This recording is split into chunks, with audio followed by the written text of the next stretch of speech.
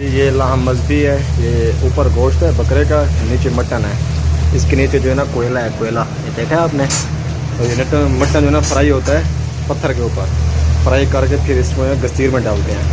जो कली देख रहे हैं ना, फिर इसमें यानी कि ये 40 मिनट में तैयार हो जाता है पूरा बकरा। यानी कि ये सब मटन है देख रहे हैं, और ये पत्थर है, पत्थर के ऊपर यानी कि हम गोश्त बनाते हैं। देख रहे हैं ऊपर तो ये हम 40 मिनट में यानी कि फ्राई करते हैं पत्थर के ऊपर, यानी कि बन रहा है गोश्त। ये सब पत्थर है। ये हमारा होटल है मदीना पाक में, मतबक जरे, जो ये 30 साल से यहाँ पर होटल है, ये इसी जगह पे। देख रहे हैं ये कच्चा गोश्त है बकरे का, ठीक है। कच्चा ऐसे आता है, फिर इसके ऊपर बनाते हैं ऐसे। ये देखिए, ये हमारा होटल है।